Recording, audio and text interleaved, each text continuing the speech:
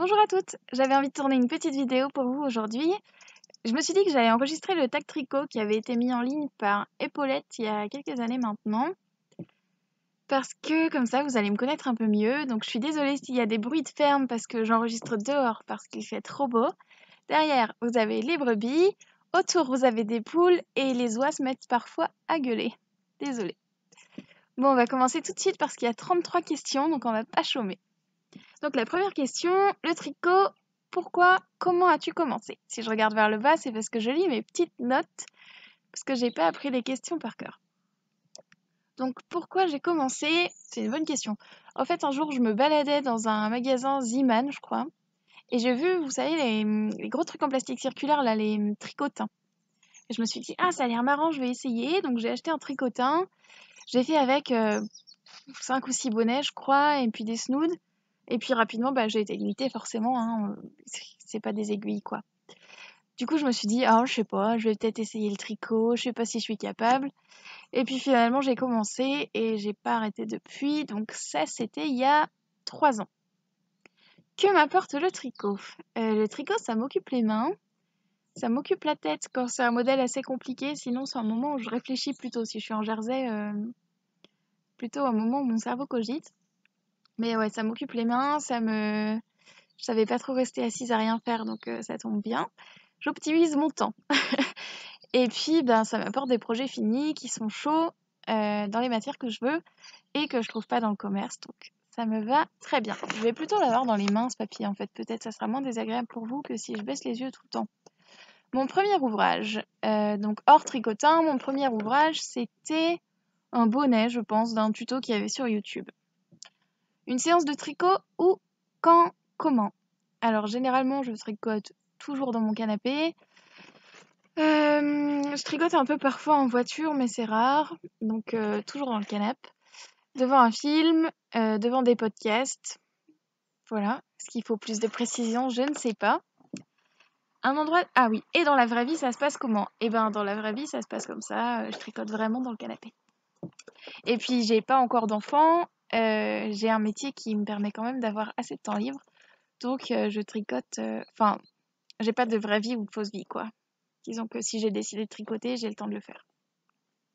Un endroit dédié pour tricoter, du coup, mon canapé. Est-ce que je tricote en public? Oui. Ça m'est arrivé de tricoter dans le train, dans des salles d'attente, mais généralement, je suis pas organisée et j'oublie mon tricot. Donc oui, mais pas souvent. Que pense mon entourage du tricot? Alors, que pense mon entourage? Je pense que tout le monde a un regard assez bienveillant là-dessus. J'ai pas de tricoteur dans ma famille, à part ma maman qui fait de temps en temps une écharpe au point mousse. Dans la famille de mon conjoint, sa mère tricote et sa grand-mère tricote, donc je me suis trouvé des copines.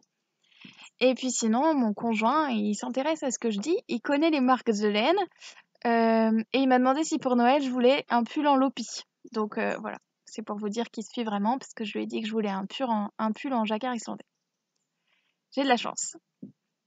Ensuite, aiguille droite ou circulaire? Eh ben, j'ai jamais tricoté avec des aiguilles droites.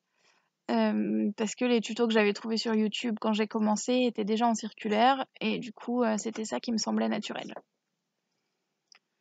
Pour les chaussettes, circulaire ou 4 aiguilles? Jamais essayé les 4 aiguilles. Faudrait peut-être que j'essaye parce que pour les chaussettes, le Magic Loop ça me plaît pas tellement. D'ailleurs ça recoupe la prochaine question. Magic Loop ou 23 cm, 25 cm. C'est les petites aiguilles Adi, je sais pas si vous les avez déjà vues. Il y a une aiguille un peu plus grande que l'autre et l'autre qui est plus petite. Et du coup, les mailles coulissent bien. Et je me sers de ça pour tout ce qui est tubulaire, en fait. Mais pour les chaussettes, ça m'éclate pas. Les chaussettes, je les ai faites en Magic Loop. Les 23 cm, c'est trop petit. J'arrive pas à bien les prendre en main. Donc peut-être qu'il faudrait que j'essaye en 4 aiguilles. Taille d'aiguille de prédilection. Je tricote assez fin, enfin avec des aiguilles assez fines.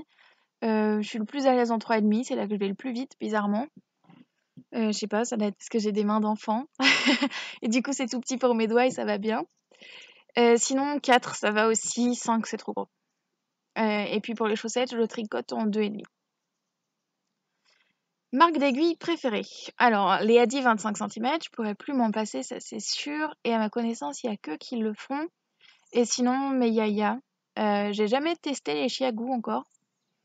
Ça viendra peut-être. Pour l'instant, j'ai ce qu'il me faut en aiguille Yaya. J'ai aussi une paire d'aiguilles Adi Lace avec le câble rouge pour compenser quand toutes mes 3,5 sont prises.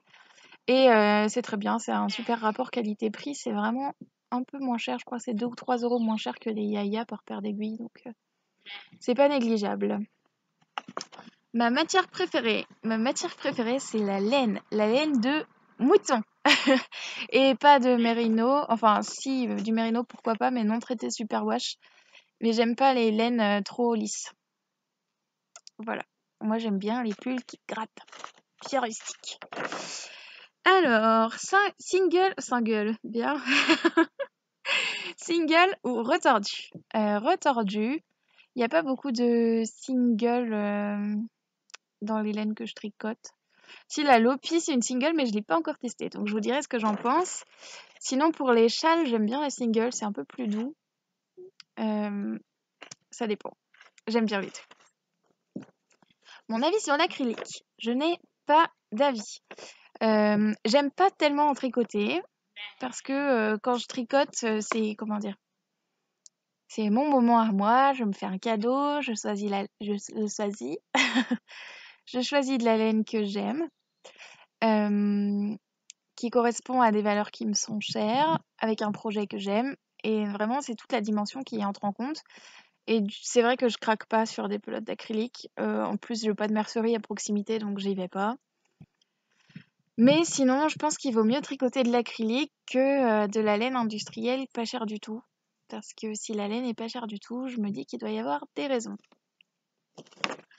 Marque de laine préférée, industrielle et teinte à la main.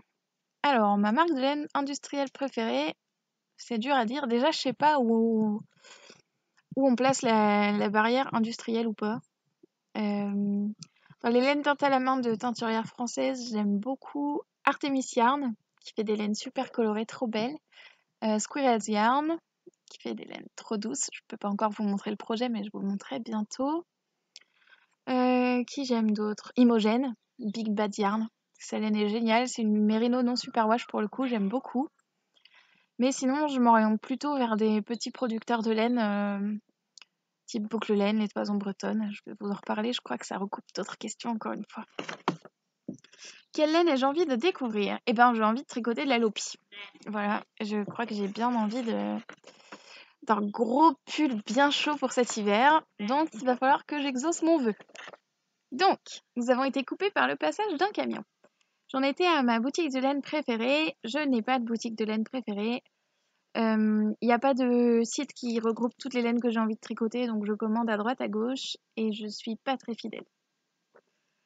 Ensuite, la taille de mon stash. La taille de mon stash, ça dépend. D'après mon chéri, c'est énorme, et d'après moi, c'est pas tellement. Je sais pas, je dois avoir un avis objectif sur la question. Alors, j'ai de quoi tricoter à peu près 5 pulls et 2 châles. Ça va, non? On dirait que ça va. Ensuite, comment je choisis les laines que j'achète? Je tends à choisir des laines les plus éthiques possibles. Alors, ce que j'entends par éthique, c'est que dans la plus grande partie des cas, ce soit des laines françaises produites en France qui rémunèrent correctement le travail des éleveurs, dont la tonte, la récolte de la laine, du coup, se passe dans les meilleures conditions possibles. Mais comme je suis limitée en France parce qu'il n'y a pas énormément d'initiatives non plus, j'étends aux laines européennes que je considère comme éthiques. Et donc dans éthique, je rentre toujours les comptes de éthique pour l'environnement, éthique pour les animaux, éthique pour les hommes. Et voilà, si ça peut être local, c'est bien aussi. Je viens de commander une laine là chez Laine et Tricot, c'est la signature 4Ply qui vient d'une filature qui s'appelle West Yorkshire Spinner, je crois. Et il fonctionne en fait avec des éleveurs de leur région. Et donc c'est la filature qui transforme et qui achète la laine aux éleveurs. Donc ça, je trouve ça cohérent en fait. Voilà. Je cherche une certaine cohérence. C'est bien résumé, non? Ensuite, un no-buy est-il possible? Oui, mais non. Oui, c'est possible, ça m'arrive de rester quelques mois sans acheter de la laine, mais généralement, quand j'ai envie d'en acheter, je finis par craquer. Tricot loose ou serré? Je crois que je tricote plutôt serré, mais à vrai dire, j'en sais rien. Généralement, ça colle aux échantillons. C'est le principal. Mon projet... Ah non, échantillon, bonne ou mauvaise élève? Mauvaise élève. Si je fais des demi-échantillons, bon, en général, je tricote un peu. Je me dis, ça a l'air d'être bon. Et je tricote. Bon, j'ai jamais eu de catastrophe. Peut-être que le jour où j'aurai une catastrophe, j'arrêterai de fonctionner comme ça. Pour ou contre le blocage? Je ne savais pas qu'on pouvait être contre.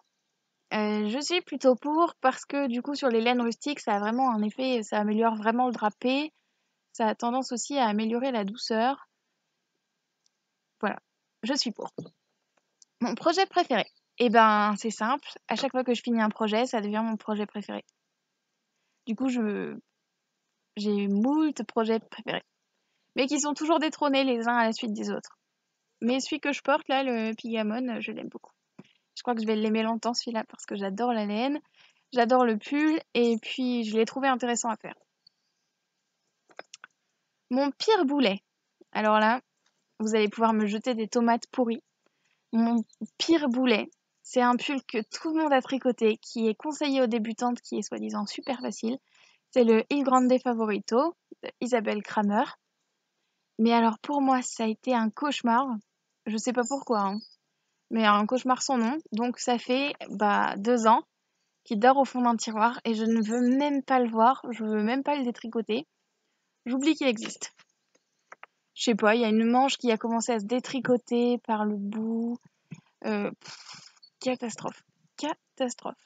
J'ai même pas envie de m'en refaire un. Ensuite, mon pire boulet, c'est fait. Est-ce que j'ai déjà patronné? Non. Mais c'est un projet. Un projet peut-être lointain, mais c'est un projet quand même. J'aimerais patronner un châle à un écheveau. C'est mon objectif de 2019 peut-être, tiens. Pourquoi pas. Dernier coup de cœur, c'est le pull Airy de Isabelle Kramer qui est sorti. Alors, moi je craque, mais je suis à la masse quoi. Je découvre les modèles 2 ans après. C'est un modèle qui est sorti dans le Laine Magazine 4. Donc ça commence à dater un petit peu parce que là je crois qu'on en est au 6. C'est un modèle avec des torsades, un panneau de dentelle, des torsades sur le côté, du point texturé. Et du coup, comme j'ai craqué et que j'ai la laine pour le faire, je vais le commencer ce soir ou demain pour le match numéro 3 d'Unitich. Teinture, filage ou tissage? Alors, le tissage, ça ne me dit rien du tout. J'ai pas envie d'essayer. Ça m'inspire pas. La teinture, j'ai commencé à teindre un peu. J'ai teint avec du brou de noix, j'ai teint avec des colorants alimentaires. Je peux pas dire que ça me passionne. Mais comme je tricote beaucoup de laine naturelle, souvent elle est pas teinte. Et au bout d'un moment, tricoter de l'écru et du gris clair, je pense que je vais en avoir ras-le-bol. Donc il va falloir que je m'y mette plus sérieusement. Et le filage, je m'y suis mise aussi récemment, ça doit faire un petit mois. Et j'ai pas filé beaucoup parce que c'est le tournoi de Unitich en ce moment et que donc quand j'ai du temps libre, je tricote. Mes chaussettes idéales sont tricotées comment? J'ai toujours fait les mêmes chaussettes, unies, sans rien du tout. Enfin, soit une laine autorayante, et dans ce cas, j'avais rien à faire. Mais pas de torsade, pas de dentelle, j'ai la flemme. Donc je fais un Judy's Magic Caston. Et puis donc je commence par les orteils, je fais mon Judy's Magic Caston, je monte, je monte, je monte, fish lips qui cille, je monte, côte de 2 et je rabats. Voilà. J'ai jamais cherché à réfléchir plus loin. J'ai fait une fois un talon renforcé. Je m'y suis mal prise, les chaussettes sont trop grandes, à tel point que moi je fais du 38, mon copain du 45 et c'est lui qui l'aimait. Dommage. Voilà. Je tricote pour moi ou pour les autres. Avant je tricotais que pour les autres. Je gardais rien pour moi. Maintenant je tricote que pour moi. Et puis pour mon chéri quand j'ai envie de lui faire un cadeau. Mais c'est long, hein. Un pull pour homme c'est vraiment long. Sinon je tricote un peu pour les cadeaux de Noël. Mais c'est rare que je tricote pour les autres. Je crois que je suis devenue un peu égoïste. Une anecdote tricot, ben je crois pas, non. J'ai une vie tricotesque assez plate. Déjà, j'ai pas de tricoté dans mon secteur, donc je rencontre pas beaucoup de monde. j'ai pas d'anecdote tricot. Ma vie est trop triste. Et mes autres activités créatives, eh ben, c'est simple, je n'en ai aucune. Je ne suis pas patiente, c'est un miracle que je tricote. Je suis une catastrophe. Même quand j'étais petite, vous savez, les activités pour enfants, là, les perles à souder ou quoi. Chaque fois, je faisais un demi-projet, je finissais jamais, ça finissait à la poubelle. Bon, on se refait pas. Non, vraiment, j'aime pas bricoler, j'aime pas peindre. Coudre, j'ai essayé, je pédale tellement dans la semoule que j'y prends pas de plaisir. Donc, j'ai abandonné parce que je suis pas persévérante. Voilà. Bon, je crois que j'ai répondu à toutes les questions du tag tricot. Il y a d'autres questions auxquelles j'avais envie de répondre, mais elles s'y sont pas, donc j'y reviendrai dans un prochain podcast. Du coup, d'ici le prochain épisode de podcast, portez-vous bien, tricotez bien, et n'oubliez pas que vous pouvez me rejoindre sur ma page Instagram, Camille Depin.